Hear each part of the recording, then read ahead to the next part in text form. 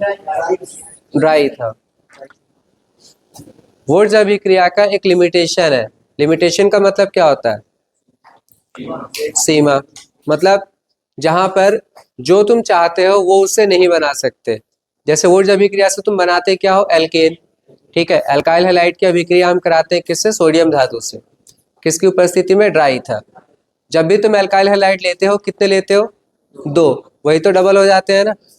इस अभिक्रिया की लिमिटेशन या सीमा क्या है? इससे तुम ऑड नंबर कंटेनिंग कार्बन के एल्केन नहीं बना सकते। कंटेनिंग की स्पेलिंग सही कर लो। मतलब क्या हुआ इसका? इस अभिक्रिया से तुम एल्केन बना सकते हो, ये ठीक है, लेकिन इससे तुम सिर्फ और सिर्फ सम संख्या वाले एल्केन बना सकते हो। सम मतलब इवन, विषम ऑड। जैसे 3 क्या है? ऑड है। 4 क्या है? इवन है, जिसे तुम हिंदी में सम और विषम कहते हो। तो इसकी सीमा यह है कि इससे तुम कभी भी विषम संख्या वाले एल्केन नहीं बना सकते। मतलब अगर तुम सोचो कि मैं इससे प्रोपेन बना लूं, क्या बना लूं? नहीं बनेगा। पेंटेन नहीं बनेगा, पेंटेन भी तो विषम हो गया। हेप्टेन नहीं बनेगा। 3, 5, 7, 9, 11, 13 ऐसे वाले एल्केन कैसे वाले बनेंगे? 2, 4। क्यों? क्योंकि तुम्हें पता है कि यहाँ पे कार्बन हमेशा डबल हो जाता है। तो अगर तुमने एक कार्बन वाला एल्काइल हैलाइड लिया तो वो डबल होकर 2 कार्बन बनाएगा, मतलब तुम्हें इथेन मिलेगा। अगर तुमने मान लो 2 कार्बन वाला एल्काइल हैलाइड लिया, जैसे हमने देखा था इथाइल ब्रोमाइड, इसकी अभिक्रिया तुमने किससे कराया? सोडियम धातु से ड्राई ईथर में। तो ये डबल होगा नहीं होगा? 2 कार्बन डबल होकर कितने कार्बन बना देंगे? 4। तो ब्यूटेन ही तो प्राप्त हुआ। अब मान लो अगर मैं सोचता हूं कि मैं इससे प्रोपेन बनाना चाहता हूं। क्या बनाना चाहता हूं? प्रोपेन। तो मेरे दिमाग में क्या आएगा? मेरे दिमाग में आएगा मैं एक इथाइल ब्रोमाइड ले लूं और एक मिथाइल ले लूं। एल्काइल हैलाइड ही तो लेना है। कितने लेने हैं? 2। अब तक मैं दोनों के दोनों एल्काइल हैलाइड समान वाले ले रहा था। अब मैं क्या कर दूं? अलग अलग ले लेता हूं, क्या पता तब रिएक्शन हो जाए। तो जैसे मान लो मैंने सोचा CH3Br और अब मैं इसकी अभिक्रिया कराने जा रहा हूं CH3CH2Br से। तुम खुद देख सकते हो कि यहाँ के दोनों एल्काइल हैलाइड अलग अलग है। एक मिथाइल ब्रोमाइड, एक इथाइल ब्रोमाइड।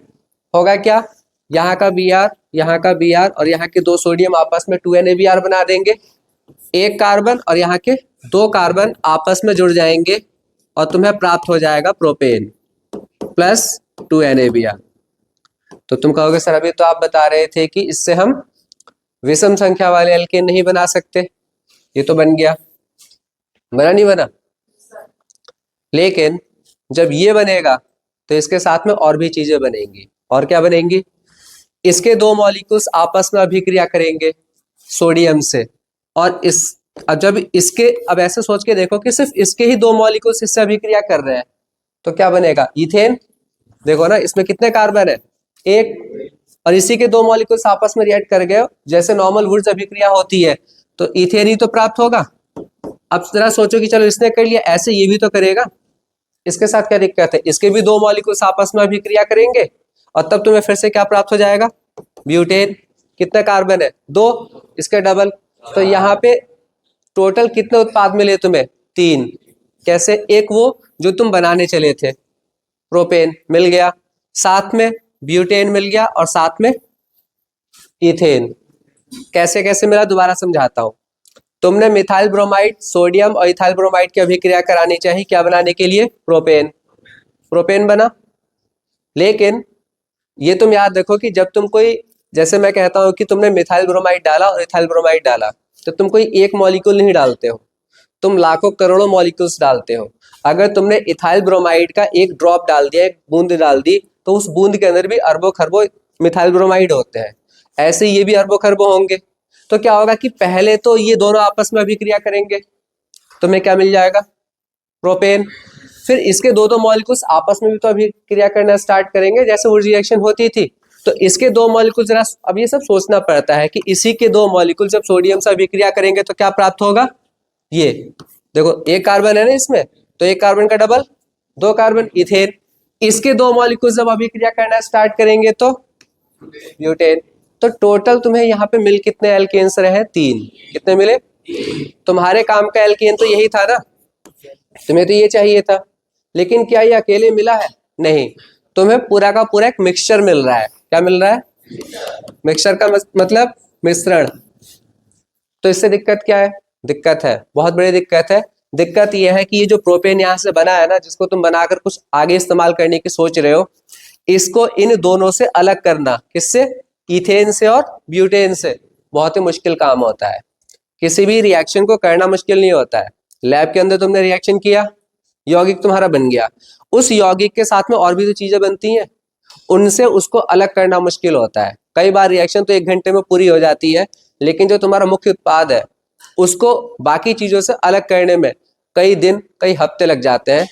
ठीक है, और जब ज्यादा मुश्किल काम होता है तो उस पर हमारा एक्सपेंस भी ज्यादा आता है। एक्सपेंस का मतलब खर्च।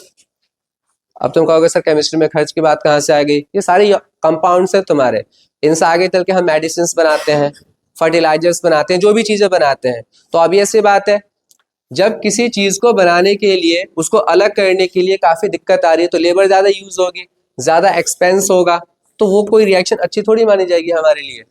ठीक है, पता चला कि जितने का यहाँ से प्रोपेन मिल नहीं रहा है, उससे ज्यादा का खर्चा हो गया क्या करने में? इसको अलग करने में। तो कभी अगर एग्जाम में क्वेश्चन आता है कि क्या हम विषम संख्या वाले एल्केन बना सकते हैं ऊर्ज अभिक्रिया से, तो वैसे तो आंसर होगा नहीं। अगर हम बनाने की कोशिश करेंगे तो क्या करना होगा? हमें 2 अलग अलग एल्काइल हैलाइड्स लेने होंगे, जिससे कि विषम संख्या वाले कार्बन के एल्केन तो बन जाएंगे, लेकिन हमें क्या प्राप्त होगा? मिश्रण। और उन मिश्रण को अलग अलग करना, पृथक करना, पृथक का मतलब सेपरेट, अलग करना, बहुत ही डिफिकल्ट होता है। इसी वजह से हम कभी भी वुर्ज अभिक्रिया से क्या नहीं बनाते? ऑड नंबर वाले एल्केन, विषम संख्या वाले एल्केन हम इससे कभी भी नहीं बनाते। ये क्वेश्चन जरूर आएगा एग्जाम में, याद रखना, बुक में लिखा है, देख लेना। मैं आगे टॉपिक पे बढ़ रहा हूँ। आज वैसे भी देखो तुम्हें लिखने का कम मौका मिलेगा, समझना ही है। ठीक है, बुक में सब कुछ दे रखा है, वरना वीडियो तुम दोबारा से रिपीट करके देख सकते हो, सिलेबस अभी काफी बचा हुआ है। नेक्स्ट टॉपिक देखो, यहाँ पे एक क्वेश्चन लिखा भी है, हिंदी में तुम्हें यहाँ पे मिल जाएगा लिखा हुआ, what will happen if 2 different alkyl halides are taken. क्या क्वेश्चन है? What will happen if 2 different alkyl halides are taken. क्या मतलब हुआ?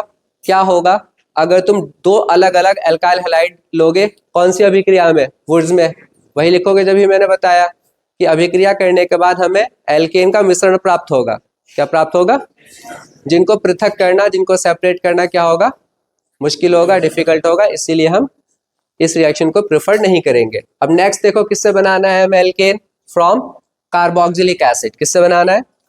कार्बोक्सिलिक एसिड सबको पता है, ये होते हैं, पता है ना सबको, जिसमें कि कौन सा समूह उपस्थित होता है? COOH।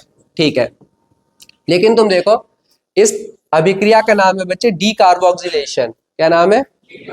हिंदी में बी कार्बोक्सिलेशन लिखा होगा। डीई का मतलब क्या होता है? हमेशा डीई वर्ड अगर तुम्हें कभी इंग्लिश में दिख जाए लिखा हुआ है, तो इसका मतलब होता है वो चीज हट जाएगी। डीई का मतलब किसी चीज का निकल जाना। आगे क्या लिखा है? कार्बोक्सिलेशन। कार्बोक्सिलेशन वर्ड यहाँ पे यूज हो रहा है कार्बोक्सिलिक एसिड वाले पार्ट से। तो तुम देखो अभिक्रिया होती क्या है? RCOONA। क्या लेना है मैंने? R। अब ये क्या था? कार्बोक्सिलिक एसिड, कार्बोक्सिलिक अम्ल। तो ये क्या है? ये कार्बोक्सिलिक अम्ल का सोडियम लवण है। क्या है? तुम लोगों ने 10th क्लास में पढ़ा था, याद नहीं होगा भले ही। जब तुम कार्बोक्सिलिक एसिड, कोई भी कार्बोक्सिलिक एसिड ले लो, उसकी अभिक्रिया तुम सोडियम हाइड्रोक्साइड से कराते थे। किससे? या सोडियम धातु से। तो क्या होता था? ये H हट जाता था और इसकी जगह पर क्या आ जाता था? Na। चाहे तुम ये अभिक्रिया Na से कराओ, या NaOH से कराओ, या Na2CO3 से कराओ, या NaSCO3 से कराओ। 10th क्लास में कार्बोक्सिलिक एसिड की 4 अभिक्रियाएं थी, एक Na के साथ, NaOH के साथ, Na2CO3 के साथ और NaHCO3 के साथ। इन सभी अभिक्रियाओं में एक ही चीज होता था, कार्बोक्सिलिक अम्ल का क्या हटता था? H, और उसकी जगह पर कौन आ जाता था? तो इसको हम कहते हैं लवण या सॉल्ट। क्या कहते हैं? लेकिन किसका लवण? कार्बोक्सिलिक अम्ल का। किसका? तो अभी मैं इसको जनरल एक नाम क्या दूंगा? सोडियम लवण। किसका? कार्बोक्सिलिक अम्ल का। जब मुझे कार्बोक्सिलिक अम्ल का नाम पता होगा तब मैं तुम्हें वैसे बताऊंगा। तो एक जनरल रिएक्शन समझा रहा हूँ। RCOONA है मतलब सोडियम लवण है, सोडियम सॉल्ट है किसका, कार्बोक्सिलिक अम्ल का। इसकी अभिक्रिया किससे कराई जाती है, सोडियम हाइड्रोक्साइड और कैल्शियम ऑक्साइड से। इसे रट लोगे। इसको एक साथ बच्चे कहते हैं सोडा लाइम। क्या कहते हैं? एक नंबर में ये भी क्वेश्चन आ सकता है कि सोडा लाइम क्या होता है। तो तुम बताओगे कि सोडा लाइम सोडियम हाइड्रोक्साइड और कैल्शियम ऑक्साइड का मिश्रण होता है। किसका? सोडियम हाइड्रोक्साइड और कैल्शियम ऑक्साइड दोनों एक साथ जब उपस्थित होते हैं तो उस पूरे मिश्रण को हम क्या नाम देते हैं? तो इस सोडियम सॉल्ट जो है कार्बोक्सिलिक अम्ल का, तुम इसको गर्म करोगे किसके साथ? सोडा लाइम के साथ। तो देखो कितनी बढ़िया रिएक्शन होती है। COONA के पहले का जो भी पार्ट है ना यहाँ पे, इसको H मिल जाता है। क्या मिल जाता है? फिलहाल तो R है ना, तो R को H मिलेगा तो एल्केन बन गया, नहीं बन गया? R को H मिलती है एल्केन बन जाता है। अब निकलेगा क्या, वो भी बहुत अच्छी चीज है। देखो एक Na यहाँ से और एक Na यहाँ से, क्या हो गया? Na2 हो गया। COO और AO यहाँ से CO3, सोडियम कार्बोनेट निकलता है हर बार बाहर। तो इसका क्या काम है? ये जैसे एज अ कैटलिस्ट काम करता है, ठीक है, रिएक्शन कराने में मदद करता है, लेकिन ये तुम्हें इस साइड में कहीं दिखाई नहीं देगा। तो सिंपल है, हमेशा याद रखना कि जब भी तुम कोई सोडियम लवण लोगे कार्बोक्सिलिक एसिड का सोडियम सॉल्ट लोगे, उसको हीट करोगे, गर्म करोगे, किसकी उपस्थिति में? कैल्शियम ऑक्साइड, सोडियम हाइड्रोक्साइड, तुम्हें क्या मिल जाएगा? एल्केन। और हमेशा बाहर किसको निकलना है? Sodium carbonate. बताओ, दिख नहीं रहा? किस किस को नहीं दिख रहा वहां से? ये बीच में आ रहा है क्या? इनकी हाइट ज्यादा है? अब यार, अब इसका कैसे कुछ कर सकते हैं? हाँ, कर लो जो तुम लोगों को सही लगे। दिखना जरूरी है ना, जिस तरीके से तुम्हें बैठ के सही से दिख रहा है वैसे बैठो पहले।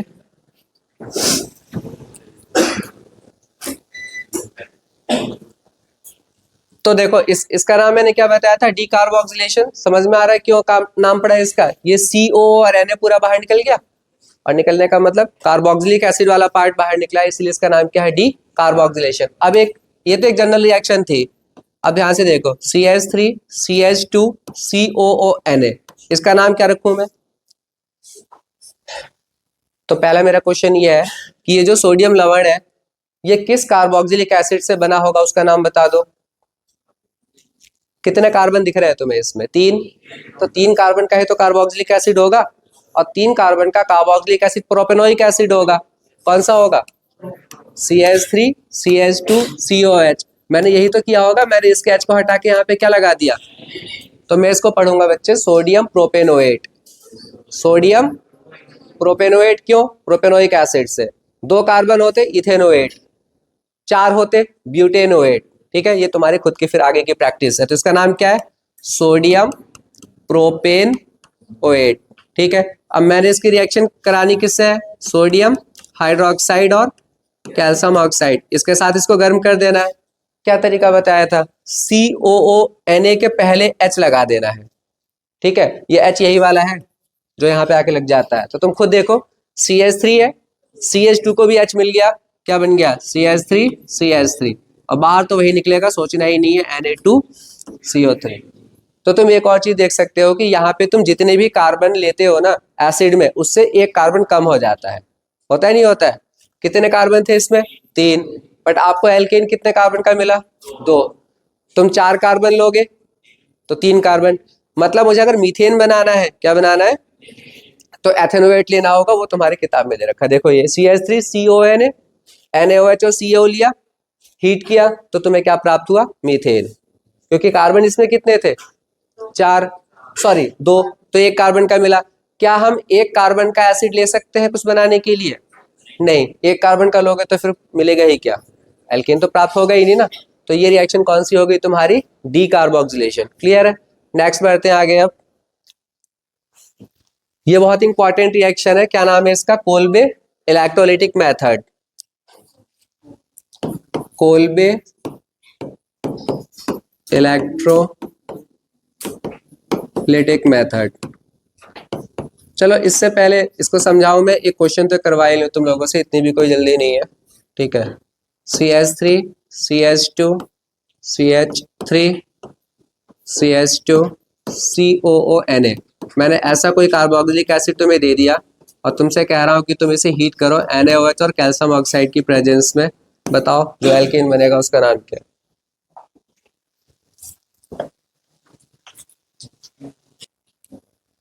देखो कोल्बी इलेक्ट्रोलिसिस जो है, जब ये एग्जाम में आएगा ध्यान रखना, तो ये कम से कम 3 से 5 नंबर में आएगा। अब क्यों आएगा 3 से 5 नंबर में? क्योंकि यहाँ पे थोड़ी सी इसकी क्रियाविधि या मैकेनिज्म भी है। तो पहले समझते हैं कि कोल्बे इलेक्ट्रोलिटिक मेथड होता क्या है। इसमें फिर से तुम क्या लेते हो, क्या है ये? वही है ना जो अभी लिया था, सोडियम लवण या पोटेशियम लवण। यहाँ पे पोटेशियम भी आ गया, पहले वाले में सोडियम सोडियम ही था। तो यहाँ पे परिभाषा ये है कि सोडियम या पोटेशियम लवण हम लेते हैं कार्बोक्सिलिक अम्ल का, बट उसका भी हम जलीय विलयन लेते हैं। क्या लेते हैं? मतलब ये तो होगा, इसमें जल भी होना चाहिए। दैट मीन्स मैं इसे अगर लिखना चाहूँ तो यहाँ पे AQ लिख सकता हूँ। AQ का मतलब एक्वस, और एक्वस खुद बताता है कि ये जो भी तुम लिख रहे हो उसके साथ में जल मिला हुआ है। ठीक है, तो इसमें होता क्या है कोल्बे इलेक्ट्रोलिसिस मेथड में कि हम या तो सोडियम लवण लेते हैं कार्बोक्सिलिक अम्ल का, या फिर पोटेशियम लवण। कैसा? जलीय विलयन। और इसका हम कराते हैं इलेक्ट्रोलिसिस। क्या कराते हैं? ये 10th क्लास में तुम लोगों ने थोड़ा बहुत तो पढ़ा ही होगा। किसी भी चीज का इलेक्ट्रोलिसिस कराने के लिए हम उसमें 2 रॉड डाल देते हैं, एक कैथोड कहते हैं और एक एनोड, और दोनों को हम बैटरी से जोड़ देते हैं। जैसे तुम बैटरी को ऑन करते हो, बैटरी में से जो भी करंट है वो पूरे विलयन में आता है, और जो विलयन में चीज होती है वो कैटायन और एनायन में टूट जाती है। तो वही यहाँ पे हमें इस्तेमाल करना है। तो हमने अपने विलयन में देखो क्या ले रखा है, RCOONA। मैं सोडियम का एग्जाम्पल लेके चल रहा हूँ, ठीक है।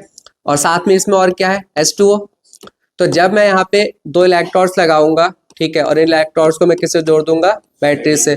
ये नेगेटिव हो गया, ये पॉजिटिव। नेगेटिव वाले को आप कैथोड कहते हो, पॉजिटिव वाले को एनोड। और जैसे ही इसमें से इलेक्ट्रिसिटी फ्लो होगी, विद्युत धारा प्रवाहित होगी बैटरी की हेल्प से, तो ये जो आपका यौगिक है इसके अंदर RCOONA और H2O, ये टूट जाएंगे आयंस में। किसमें टूटेंगे? और उन आयंस का क्या होगा? जाहिर सी बात है, आयंस जो होते हैं उन पे प्लस या माइनस चार्ज होता है। तो जितने भी इसके अंदर प्लस वाले आयंस बनेंगे वो सब कैथोड की तरफ जाएंगे, माइनस की तरफ। और जितने भी इसमें कौन से माइनस वाले आयन बनेंगे वो कहाँ जाएंगे? एनोड की तरफ। यही होता है तुम्हारा इलेक्ट्रोलिसिस। और फिर हमें कुछ देर बाद में एल्केन प्राप्त हो जाएगा। तो देखो कैसे, RCOONA, इसमें जब विद्युत धारा तुम प्रवाहित कराओगे, मतलब इलेक्ट्रोलिसिस करोगे इसका, क्या करोगे तो क्या होगा, ये निगेटिव पार्ट है और ये प्लस, सोडियम ही तो प्लस का होता है। तो RCOONA सॉरी RCO माइनस अलग होगा और Na प्लस अलग होगा। इतनी बात समझ में आ गई? इन्होंने जल का नहीं दे रखा है इलेक्ट्रोलिसिस कराते हुए, लेकिन मैं लिख देता हूं कि जल भी ऐसे टूट जाता है H प्लस में और OH माइनस में। बुक की जो रिएक्शन है उससे ज्यादा मुझे अपनी वाली रिएक्शन सही लगती है। तो मैंने तुम्हें क्या करा है, कार्बोक्सिलिक एसिड का जो लवण था तुमने उसे तोड़ा 2 पार्ट में, माइनस प्लस में। जल तुम्हें पता ही है, तुमने सुने रखा है H प्लस में OH माइनस में टूटता है, टूट गया। अब तुम देखो यहाँ पे 2 माइनस वाले आयन है और 2 ही, अगर एक एक होते तो हमारे लिए थोड़ी चीज आसान हो जाती ना, हमें पता होता कि कौन जाएगा कैथोड पे और कौन जाएगा। अब मुझे पता है कि कैथोड पे चार्ज कैसा होता है और इसकी तरफ जाना कौन चाहता है, प्लस वाला।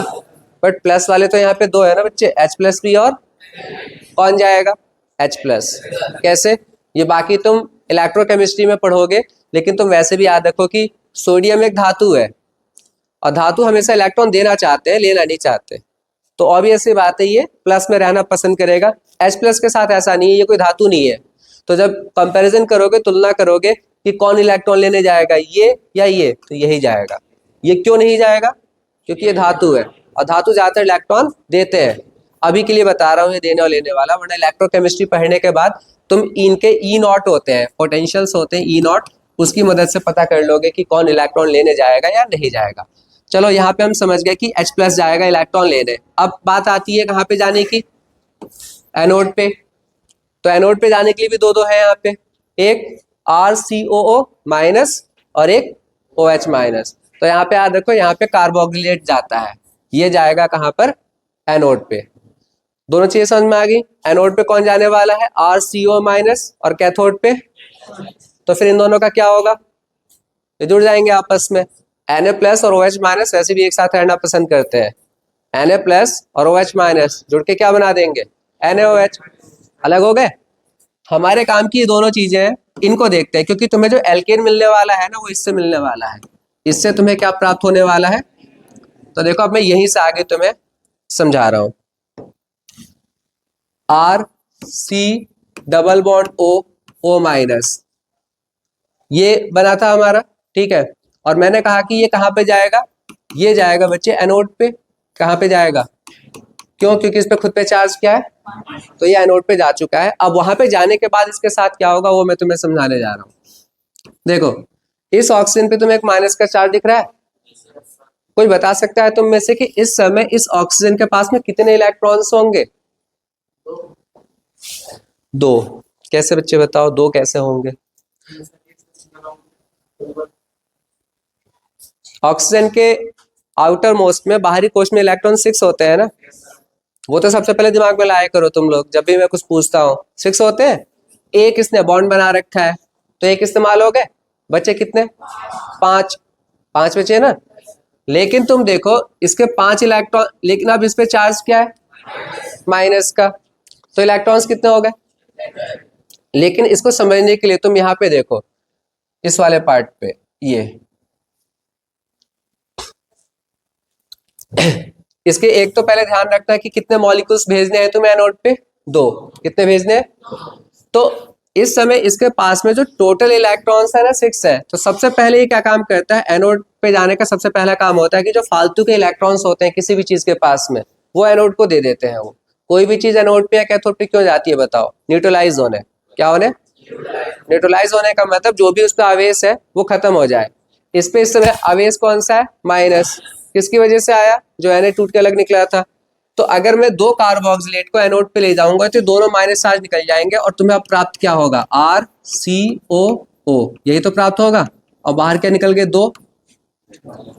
ये कितनों की समझ में आया नहीं आया बताओ? O पे माइनस चार्ज था, मतलब एक फालतू का इलेक्ट्रॉन था। कितने मॉलिक्यूल्स ले गया मैं, 2। तो 2 ही इलेक्ट्रॉन तो निकलेंगे, तभी तो दोनों स्टेबल होंगे। ये जो तुम्हारा बना है, अब मुझे बताओ कि इसके पास में कितने इलेक्ट्रॉन्स हैं। ये जो तुम्हें ऑक्सीजन में, इस ऑक्सीजन की बात कर रहा हूं, इसके पास में कितने इलेक्ट्रॉन्स हैं, कौन बताएगा? 8। 5, बिल्कुल सही। कितने इलेक्ट्रॉन्स हैं? 5। अब हम बता सकते हैं कैसे, देखो RCOO, हमें पता है कि इस समय इस पर कोई चार्ज वार्ज तो है नहीं, एक इसने बॉन्ड बना रखा है और इसके पास में 6 होते हैं, तो मुझे पता चल गया कि 5 इलेक्ट्रॉन्स होंगे। ठीक है, तो मैं दिखा दूं वो 5 इलेक्ट्रॉन। यहां तक किसी को कोई दिक्कत? ये कितनी बार चल रहा है अभी भी? याद रखना, एक से काम नहीं चलता, 2 लेना ही पड़ेगा। ऑक्सीजन पे कितने इलेक्ट्रॉन है, 5। यही है सबसे बड़ी कहानी यहाँ पे। किसी भी एटम के पास में विषम संख्या में इलेक्ट्रॉन्स नहीं होने चाहिए। कितने संख्या में? विषम ही तो है 5। किसी पे 2 होंगे तो सही है, 4, 6, ऐसा क्यों? इलेक्ट्रॉन अगर 2, 4, 6 होंगे तो वो जोड़े में रहेंगे। किसमें जोड़ रहेंगे? तो वो स्टेबल कंडीशन होती है। बट हमें दिख रहा है कि इस समय इसके पास में कितने इलेक्ट्रॉन है, तो ये क्या काम करेगा, ये चाहेगा कि एक इलेक्ट्रॉन किसी तरीके से कहीं चला जाए। अब जाएगा कैसे, वो ध्यान से देखना। यहाँ पर भी तुम्हें 2 इलेक्ट्रॉन्स दिख रहे हैं, अलग कलर से दिखा रहा हूँ। यहाँ पे भी कितने इलेक्ट्रॉन दिख रहे हैं सबको, 2, जो कि R और C के बीच में है। मैं इसे तोड़ने जा रहा हूँ। किसी को ध्यान आ रहा है ये कौन सा फ्यूजन है? हाँ, होमोलिटिक और हेटरोलिटिक फ्यूजन बताए थे ना, और यहाँ से फ्री रेडिकल्स मिलने वाले हैं। ये तुम तीर को देखोगे तो आधा है ना ये, तो ये वाला इलेक्ट्रॉन इसको मिलने वाला, ये वाला इसको, और जैसे ही ये इलेक्ट्रॉन यहाँ पर आएगा बच्चे, ये वाला इलेक्ट्रॉन ये यहाँ पे ले आता है। इससे क्या होगा, अब कितने बचे इस पे, 1, 2, 3, 4। ये इलेक्ट्रॉन जो कार्बन का यहाँ पर आ रहा था ये, और ये इलेक्ट्रॉन जो यहाँ पर आ रहा था, दोनों आपस में बॉन्ड बना लेंगे। तो नीचे देखो, अभी समझ में नहीं आएगा। सबसे पहले तुम R को देखो, R को क्या मिल गया, इलेक्ट्रॉन, ये वाला मिल गया, यहाँ पे दिखा दिया। ये इलेक्ट्रॉन कहाँ गया, यहाँ पर आया तो था, लेकिन इस इलेक्ट्रॉन के साथ बॉन्ड बना चुका है। तो मैं अगर ऐसे तुम्हें दिखा दूं तो सही है? कैसे? दूसरा बॉन्ड समझ में आया कैसे बना? इसका ये एक इलेक्ट्रॉन जो 5वां था और इसका कार्बन का, तो कौन क्या निकल गया, CO2। 2 बार निकलेगा नहीं निकलेगा, CO2 गैस बाहर। अब क्या मिला तुम्हें, एल्काइल रेडिकल। क्या मिला? अब ये एल्काइल का जो रेडिकल है 2 है, तो भाई ये इनके लिए ज्यादा सही क्या है, आपस में जुड़ना। एक इलेक्ट्रॉन का रेडिकल दूसरे का रेडिकल, और ऐसा करते ही तुम्हें क्या प्राप्त हो गया, RR। और आर आर क्या होता है? एल्केन। दो एल्काइल ग्रुप जुड़ गए, नहीं जुड़ गए? यहाँ पे क्या मिल गया हमें? एल्केन। तो थोड़ी कहानी लंबी है लेकिन है आसान। सबसे पहले जो भी तुम्हारा अनायन बना है कार्बोक्सिलेट का, तुम उसे कहाँ लेके गए? एनोड पे। पहले तुमने उसके 2 इलेक्ट्रॉन्स बाहर निकलवाए जिससे चार्ज खत्म हुआ। फिर तुम्हें दिखा कि ऑक्सीजन पे कितने इलेक्ट्रॉन है? 5। तो ये स्टेप तुम्हें थोड़ी प्रैक्टिस करनी होगी कि 5 को खत्म करने के लिए 1 इलेक्ट्रॉन इधर और ये वाला बॉन्ड इधर से टूट के इलेक्ट्रॉन इधर, तो यहाँ से कौन सी गैस निकल गई? CO2। और जैसे ही ऐसा होगा यहाँ पे इलेक्ट्रॉन्स आएंगे, 2R बनेगा, दोनों R आपस में जुड़ जाएंगे और आपको क्या मिल जाएगा? एल्केन। ये एनोड की बात है। कैथोड भी मैं समझा दूं जो कि ज्यादा काम का है नहीं। क्यों नहीं है काम का कैथोड वाली रिएक्शन? तुम्हें क्या बनाना था? एल्केन। हम एल्केन की विधि पढ़ रहे हैं और एल्केन हमें कहाँ पे मिल गया? ये भी क्वेश्चन बोर्ड एग्जाम में कई बार आ चुका है कि जब तुम कोलबे इलेक्ट्रोलिसिस कराते हो तो एल्केन हमें कहाँ पे प्राप्त होता है? कौन से इलेक्ट्रोड पे? एनोड पे। कहाँ पे प्राप्त होता है? तो कैथोड पे भी कुछ मिलेगा। कौन बचा था जो अभी कहीं नहीं गया था? 4 आयंस बने थे, RCO माइनस बना था, H प्लस Na बना था, H प्लस बना था और OH आयन बना था। मैंने बोला था Na प्लस और OH आयन तो आपस में जुड़ जाएंगे। H प्लस बचा है ना अभी, तो वो कहाँ जाएगा? कैथोड पे। कितने H आयन जाएंगे? 2 H आयन कैथोड पे जाके क्या लेंगे? इलेक्ट्रॉन ही तो लेंगे। कैथोड पे इलेक्ट्रॉन से मिलने वाले हैं और इलेक्ट्रॉन लेते ही ये क्या बन जाएंगे? तो कैथोड पे तुम्हें कौन सी गैस मिलती है हमेशा? एनोड पे क्या प्राप्त होता है? एल्केन। एल्केन कहाँ मिलता है? एनोड पे और कैथोड पे। ठीक है, ये हो गया। अब मैं जल्दी से एक रिएक्शन समझाता हूँ। ये देखो, CH3 CH2 COO minus Na plus. कैसा सॉल्यूशन है? एक्वस। क्या करा रहा हूं इसका मैं? इलेक्ट्रोलिसिस। अगर तुम में से कोई आंसर बता दे मुझे कि क्या बनेगा तो मुझे काफी अच्छा लगेगा। ये जो पूरी मैकेनिज्म हमने करी थी उसकी मदद से तुम बता सकते हो। वहां पे तुमने लिया था RCO माइनस, यहां पर R की जगह पर ये है ना। वहां पे जो भी R था उस पर आखिरी में डॉट आया था, इलेक्ट्रॉन आया था, वो डबल हो गया था। जब ये पूरी मैकेनिज्म होगी तो डॉट इस पे आएगा, यही तो डबल हो जाएंगे भाई। जब ये डबल होंगे तो मुझे पता है कि मुझे कुछ ये मिलने वाला है, यही तो मिलेगा, ब्यूटेन। बात खत्म। अब बाकी सारा का सारा बाय प्रोडक्ट तुम्हें पता है ये क्या निकलने वाला है? CO2 कितनी बार निकलेगा? 2 बार। हाइड्रोजन निकलेगा और क्या निकलेगा? NaOH। देखो कितनी आसान रिएक्शन हो गई। मैंने मैकेनिज्म समझा दिया और तुम्हें समझ में आ चुका था कि यहाँ पे रेडिकल जो होता है वो बनता है और वही डबल हो जाता है। तो अब अगर मैं तुम्हें ये दे दूं, जल्दी से बता दो इसका आंसर कौन बताएगा? मैं 2 लिख रहा हूँ, 2 लिखा हुआ नहीं आएगा एग्जाम में, खुद लिखना। और फिर से इलेक्ट्रोलिसिस करा दिया, क्या बनेगा? एथेन। क्योंकि भाई अब रेडिकल इस पे बनेगा, ये डबल होगा, NaOH की जगह KOH मिलेगा। खत्म हो गई बात। ठीक है, इसे जरूर प्रैक्टिस कर लेना। तो ये कौन सी रिएक्शन थी हमारी? Kolbe electrolysis. नेक्स्ट देखो अब। हाँ, मैंने एक होमवर्क दिया था तुम लोगों को। मैंने पूछा था कि फिजिकल प्रॉपर्टीज में जो एल्केन्स होते हैं, कितने कार्बन के एल्केन तुम्हारे गैस की फॉर्म में मिलते हैं, कितने लिक्विड की फॉर्म में और कितने सॉलिड की फॉर्म में? कौन बताएगा?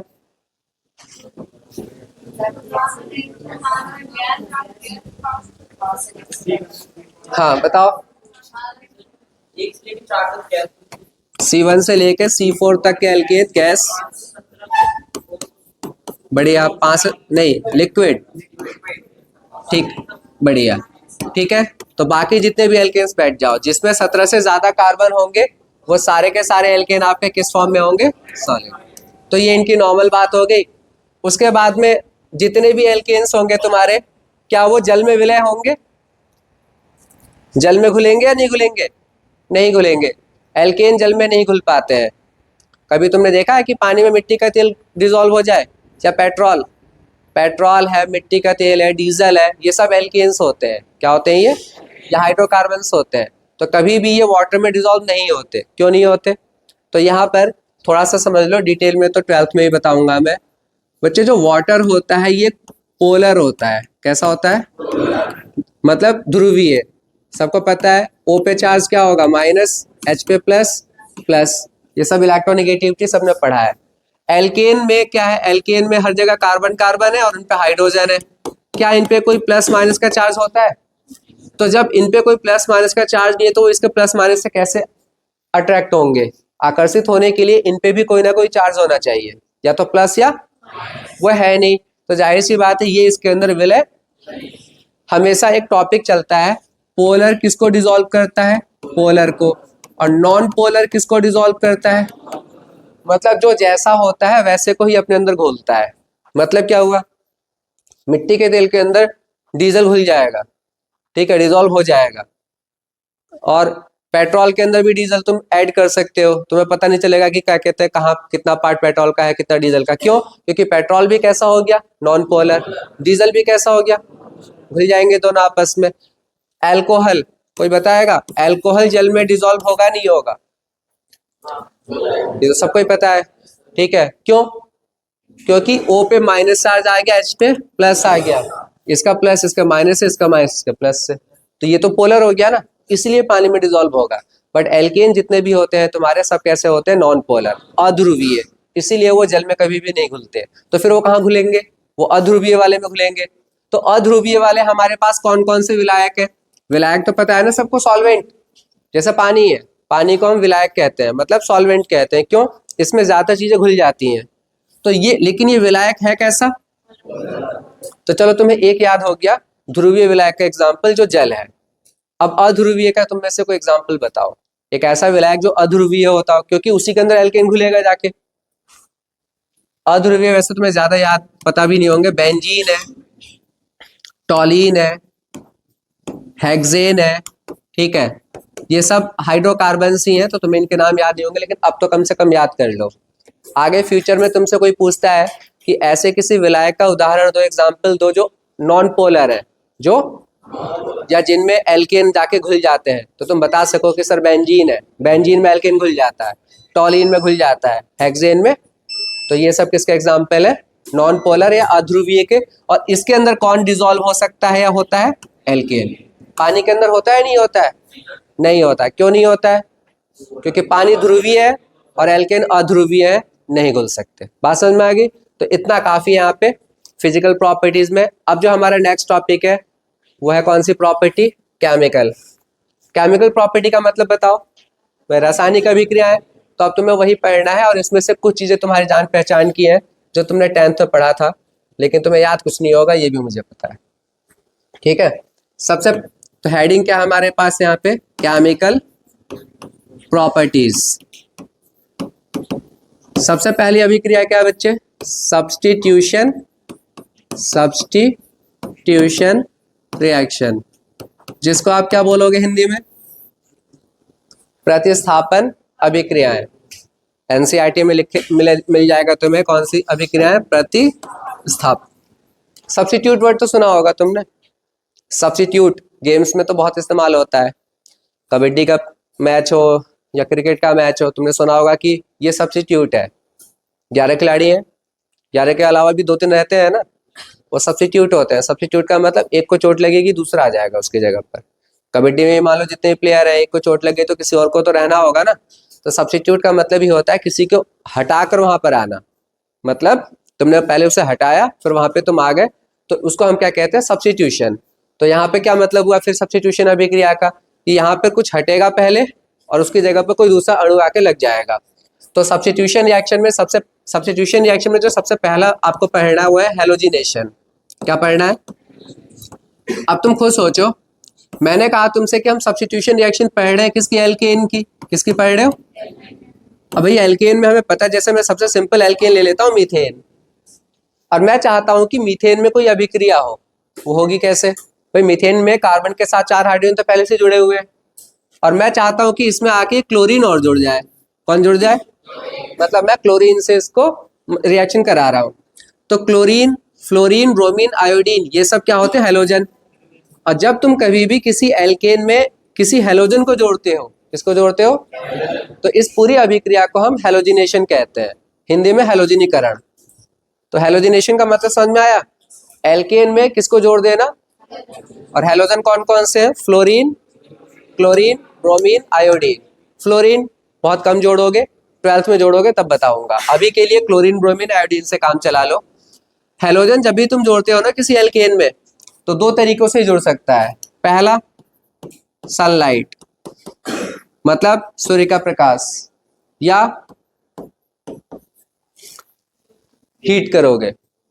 ठीक है, मतलब अगर मैं ये सोचूं कि एक एल्केन यहाँ पे ले रखा है, उसमें क्लोरीन डाल दूं, ना यहाँ पे सूर्य का प्रकाश हो और ना मैं इसे गर्म करूं, तो कभी भी रिएक्शन ये नहीं हो सकती है। तो पहली चीज तुम्हें क्या याद रखना है कि एल्केन का हैलोजनीकरण कराने के लिए हमें दो में से कोई एक कंडीशन चाहिए, या तो सूर्य का प्रकाश, या सूर्य के प्रकाश के लिए, सनलाइट के लिए कई बार तुम्हें ये लिखा हुआ मिल जाएगा HNO। तो ये पढ़ ही चुके हो तुम लोग स्ट्रक्चर ऑफ एटम में कि एनर्जी को, जो रेडिएशन की ऊर्जा होती है, उसको हम किससे दिखाते हैं? HNO से। एच प्लैंक कांस्टेंट, न्यू क्या है? फ्रीक्वेंसी, आवृत्ति। तो ये भी एक तरह से सूर्य के प्रकाश की ऊर्जा बताती है। तो या तो ये मिलेगा लिखा हुआ है, या ये मिलेगा, या फिर ये। अब रिएक्शन क्या होगी वो समझते हैं। तुम्हें पता है कि CH4 की कुछ ये हालत है, यही तो है ना, 4 हाइड्रोजन। और मैं क्या चाहता हूं कि इसमें क्लोरीन जुड़ जाए। तो क्लोरीन तब जुड़ेगा ना जब कोई एक हाइड्रोजन निकलेगा। तो यही होगा, मान लो ये हाइड्रोजन निकल गया तो इसकी जगह पर क्लोरीन आ गया। तो यहाँ का जो हाइड्रोजन निकला है वो, और यहाँ का एक क्लोरीन जो बचा है वो भी जुड़ जाएंगे, HCl। तो क्या प्राप्त हुआ? CH3Cl plus HCl। क्या नाम पड़ गया इसका? क्लोरोमेथेन। क्या पड़ा? चलो अब आगे देखते हैं एक रिएक्शन, जरा अभी यहीं पे समझ लो। मैं इसकी अभिक्रिया तुमसे कहता हूं तुम इथेन की कराओ ब्रोमीन से, Br2 से। तो फिर तुमने क्या कर दिया? इसे गर्म कर दिया, एक H हट जाएगा इसका, एक Br जुड़ जाएगा, CH3CH2Br प्लस HBr। क्या बन गया? Bromo ethane. लेकिन अब यहां पर आओ जरा देखो, सबसे काम की चीज जो इन्होंने बता रखा है, हेलोजिनेशन, जिसको मैंने तुम्हें सिंपली, थोड़ा सा ये गलत है, सही कर लेना, ये CH2 लिखा, CH4 होगा। क्या है ये? तो मैं लिख नहीं रहा हूं, समझ जाना। CH4 की अभिक्रिया किससे कराई जा रही है? Cl से। अब एक्चुअली में Cl2 होता है ना, Cl तो होता नहीं है। तो मैं वहीं से समझा रहा हूं तुम्हें। इस अभिक्रिया की पूरी एक मैकेनिज्म होती है। क्या होती है? मैकेनिज्म का मतलब क्रियाविधि। 12th में तो इसके क्वेश्चंस आते हैं क्रियाविधि के। मतलब कोई भी रिएक्शन जो तुम सिंपली लिख देते हो, वो एक्चुअल में कैसे कैसे होती है, इसको हम क्या कहते हैं? मैकेनिज्म या क्रियाविधि। मैंने तुमसे क्या कहा कि जब हम रिएक्शन कराते हैं एल्केन की हेलोजन से, तो हम उसे या तो गर्म करते हैं, सनलाइट डालते हैं। क्यों डालते हैं वो समझो। ये जो हेलोजन है, ब्रोमीन और ब्रोमीन, इनके बीच का बॉन्ड काफी मजबूत होता है। ठीक है, तो ये किसी से अभिक्रिया तो तभी करेगा ना जब खुद टूटे पहले। इसको तोड़ने के लिए तुम इसे गर्म कर रहे हो, मतलब तुम इसे ऊर्जा दे रहे हो। जब ये ऊर्जा देते हो तो ये ऐसे टूटता है। कॉन्सेप्ट फ्यूजन है ये, होमोलिटिक। अब बनने वाला क्या है? रेडिकल। क्या बनने वाला है? तो दो ब्रोमीन के रेडिकल बन गए।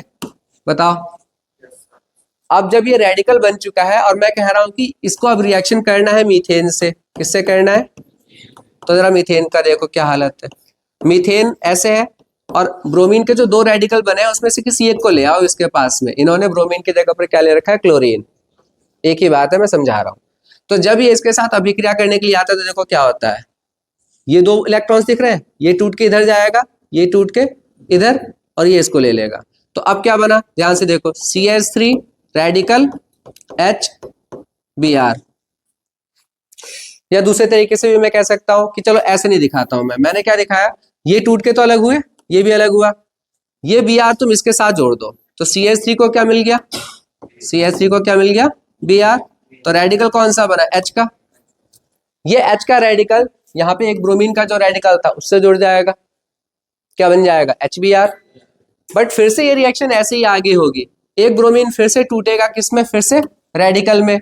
वो अब इसके पास आएगा, इसका एक H फिर से हटाएगा, उसके साथ जुड़ जाएगा। तुम्हें क्या प्राप्त हो जाएगा? CH2Br2।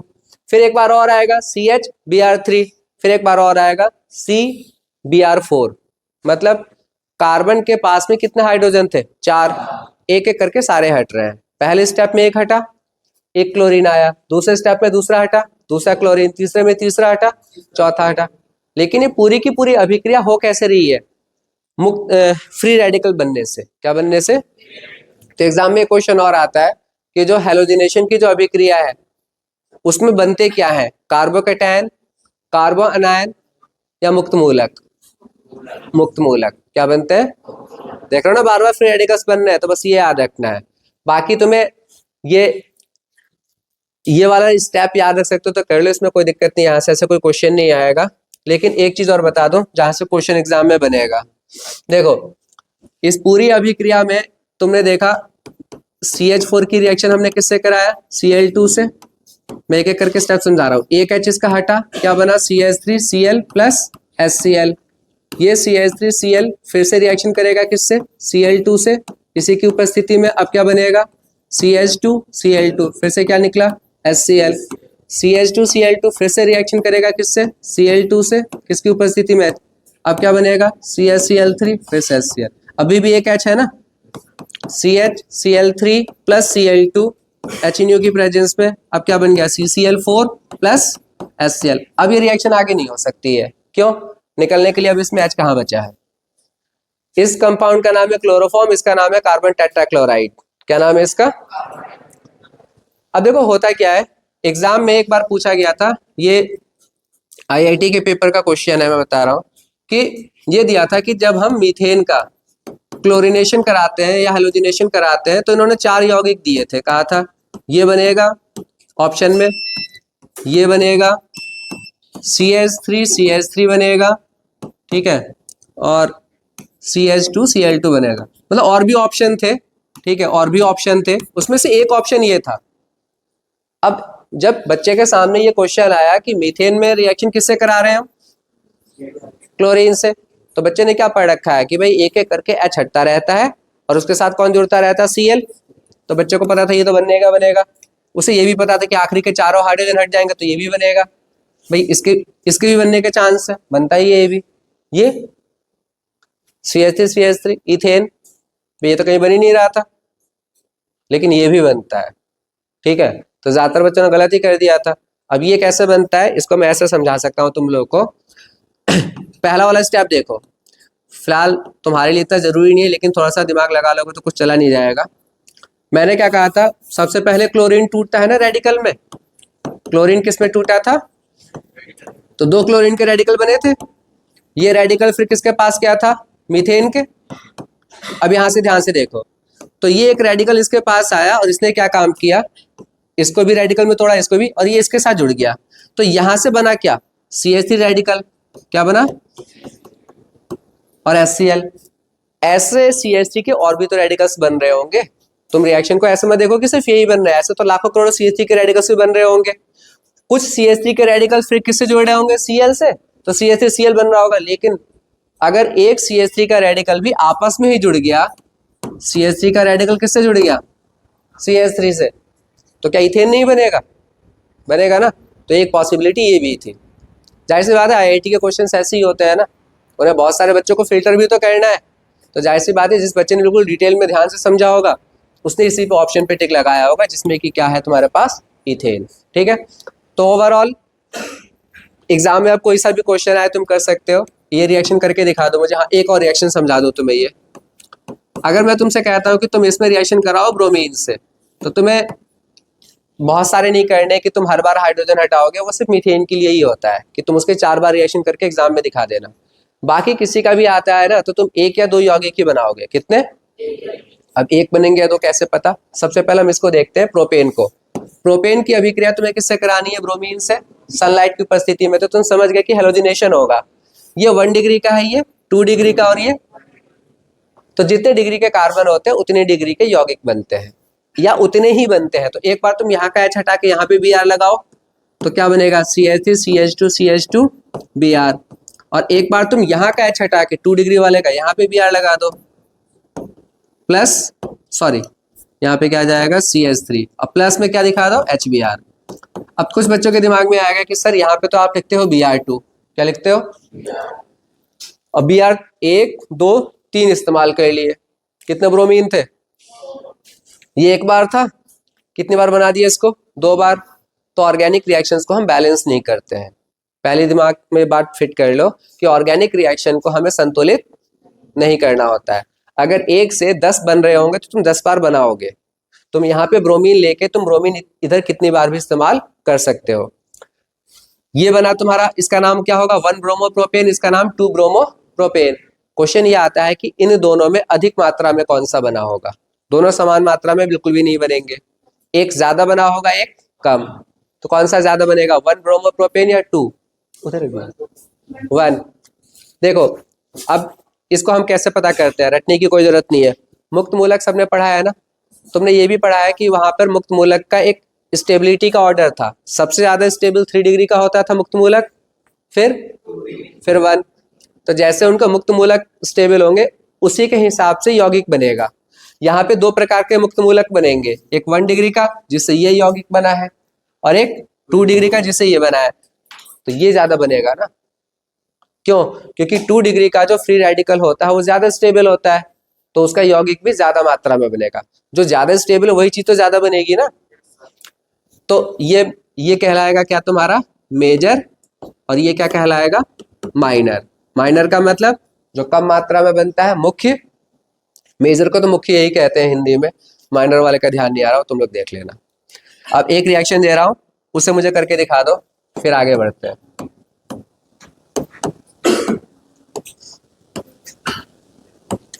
इसमें क्लोरीन ऐड करो, पहले तो ऐड करके बता देखना कि कितने यौगिक बन रहे हैं, और उसमें से बस तुम्हें मेजर बताना है जो ज्यादा में बनेगा, कम वाला नहीं बताना क्योंकि इसमें 2 से ज्यादा बनेंगे।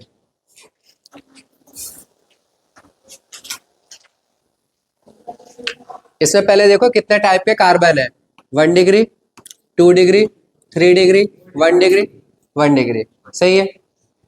सबसे पहले तुमने यहाँ का H हटाया और यहाँ पे क्या लगा दिया Cl, लगाते जाओ C, बाकी सब कुछ ऐसे लिखोगे CH2, और इस CH2 के साथ क्या लगा देना है Cl, पहला यौगिक बन गया।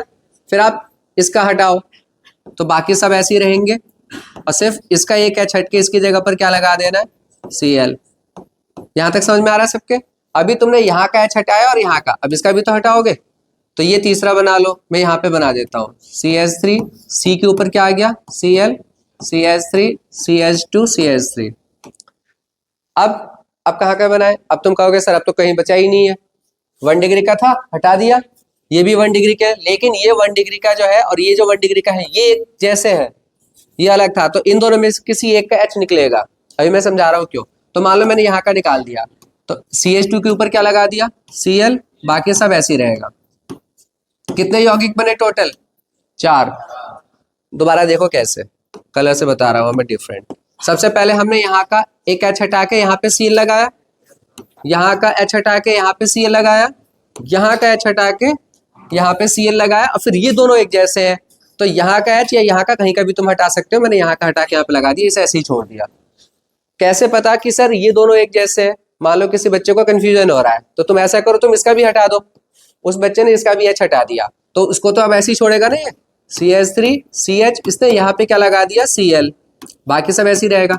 अब तुम्हें क्या करना है, कितने यौगिक बन गए बताओ? 1 2 3 4 5।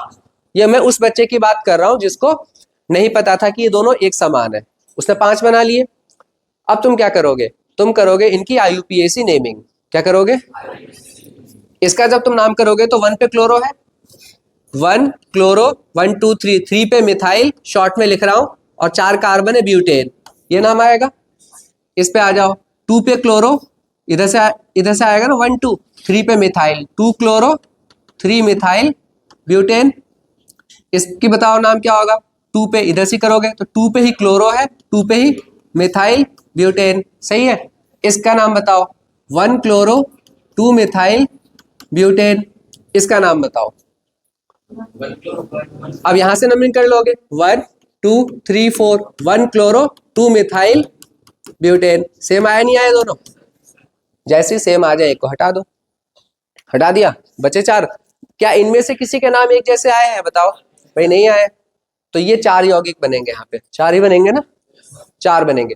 ये तुम्हारा उसका क्वेश्चन है 12th क्लास का, 12th में क्वेश्चन आया था 3 नंबर में कि 2 मिथाइल ब्यूटेन के हेलोजिनेशन करो, क्लोरिनेशन करो, और बताओ कि टोटल कितने यौगिक बनेंगे, उनके नेम लिखो। तो इतने आसान क्वेश्चंस आते हैं, लेकिन बेस तुम्हारा 11th क्लास से ही है, ठीक है। यहाँ पे तुम्हें समझना होगा कि ऐसा क्यों हो रहा है। अब मैंने तुमसे क्या पूछा था, मुख्य उत्पाद कौन सा होगा इसमें? मुख्य बच्चे ये होगा, सबसे डिग्री का देख लो यही है ना, 3 डिग्री का मुक्त मूलक यहीं पे बनेगा और वही सबसे स्टेबल होगा, तो जाहिर सी बात है बनेंगे सारे ही, लेकिन सबसे अधिक मात्रा में ये वाला बनेगा, तो इसको तुम क्या नाम दोगे? मेजर। समझ में आ गया सबके? ठीक है, चलो बाकी बाद में करेंगे और क्वेश्चंस को। नेक्स्ट टॉपिक अब हमारा है इसमें कंबशन। कंबशन का मतलब क्या होता है, कोई बताएगा? बताओ। चलो यहीं पे रख देते हैं। कंबशन तुम लोगों ने 10th क्लास में ही पढ़ा है, तो इसे एक बार थोड़ा सा पढ़ लेना। कंबशन का मतलब होता है किसी भी चीज का